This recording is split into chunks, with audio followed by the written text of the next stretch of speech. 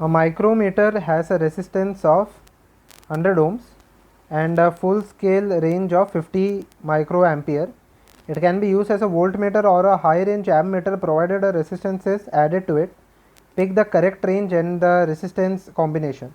First of all, this is a micrometer which I give a resistance G, okay, which is equal to 100 ohms, and the maximum current can flow through it is equal to Ig, which is equal to 50 microammeter, which is equal to 5 into 10 to minus 5 ampere, okay, which is equal to 5 into 10 to minus 5 ampere.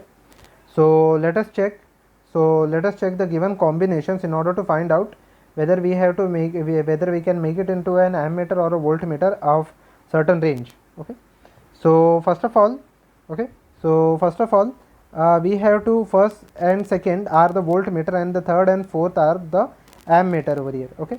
Now let us see the last word over here. The last part it is given that for voltmeter both of them are connected in series and the ammeter both of them are connected in parallel, which is true. Okay. In order to make a voltmeter we connect something in parallel, and then in order to make an ammeter we connect something in order to make a voltmeter we connect something in series, and in order to make a ammeter we connect something in parallel. So let us first draw for the voltmeter. The galvanometer is somewhat like this. Let us say we attach a resistance R over here. Okay, let us say we attach a resistance R. Okay, in order to get a certain voltage, let us say the voltage over here is equal to V. Okay, the maximum current that can flow is Ig, which will remain same for both of them. So V will be equal to Ig into G plus R. Let me substitute the value. Vg is equal to Ig is equal to 5 into 10 to minus 5 into G. G is given as 100 ohms plus R. Okay, let us try the first option. Let us say we have to make a voltmeter of 50 volt. So voltage should be equal to 50 by adding a 10 kilo ohm resistance. Okay, 10 kilo ohm resistance in series. Okay, so now if I add a 10 kilo ohm resistance in series, okay, if I add a 10 kilo ohm resistance in series, it will be equal to 100 plus 10 kilo ohm. So it will be equal to 1 2 3 4. Okay, so it will be equal to 10 kilo ohm, so which is equal to 10 is to 5. Okay, not 4. It will be equal to 10 kilo ohm, so it will be equal to 10 is to 4, not 5. Okay, over here it will be equal to 10 is to 4, which will be equal to 5 into 10 is to minus 5.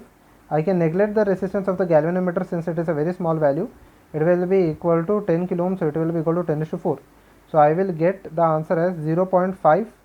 I will get the answer as 0.5 volt. Okay, and the range they have given is 50 volt. Okay, so the first answer is incorrect. Okay, let us see the second one using the same formula. V is equal to 5 into 10 to 5 minus 5, and the resistance over here is given as 200 kilo ohm. I will again neglect the resistance of the galvanometer or the ammeter, which is equal to 20 kilo ohm, which is equal to 2 into 10 to 4. If I calculate this value, 20 kilo ohm, so it will be equal to so if I calculate this value, it will be equal to 5 into 2, which is equal to 10. Okay, and 20 kilo ohm. Okay, so if I calculate this value over here, okay, I will get something as 1 volt. Okay, over here I will get something as 1 volt. Okay, so let us check the answers. Okay, Okay, so option number B is also incorrect. Okay, it is 200 kilo ohm, not 20 kilo ohm. It is 200 kilo ohm, so it will be equal to 10 to 5. Okay, so I will get it as 10 volt. So option number B is correct. Okay, so option number B is correct. Let us see the option number C. In order to make an ammeter, what we do is we connect a galvanometer with a small resistance, shunt resistance in parallel.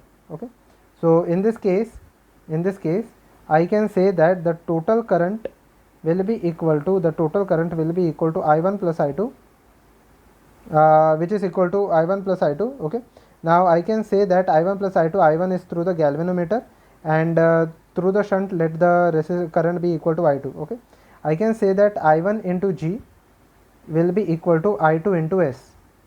So basically I2 can be written as, so basically I2 we have to find the value in terms of shunt.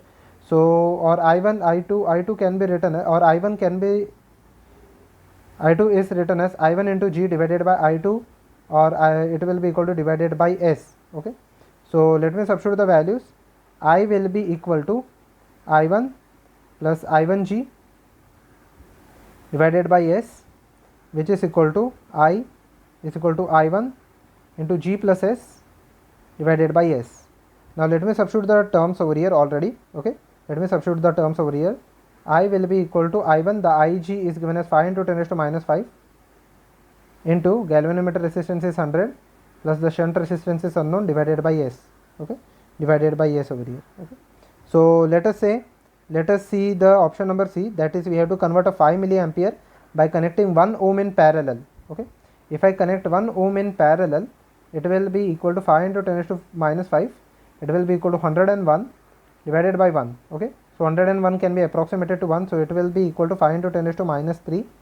That will be the maximum current flowing through it, which can be written as 5 milliampere. Okay, so let us see the option number C. Yes, option number C is correct. Let us check the option number D. Okay, let us check the option number D over here. Okay, let us check the option number D by connecting something of 1 kilo ohm. Okay, 1 kilo ohm will already give me a wrong answer, but still let me check the answer because it is a very large resistance.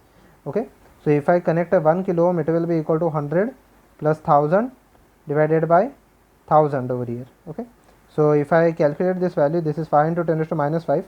When I take this in the numerator, it will be equal to 5 into 10 raised to 5 into 10 raised to minus, it will be equal to 5 into 10 raised to minus 8 already. Okay, into this can be written as 1100. Okay, which can be approximated as 10 raised to 3. So this will be equal to 5 into 10 raised to minus 5 ampere. Okay, so the range over here is very small.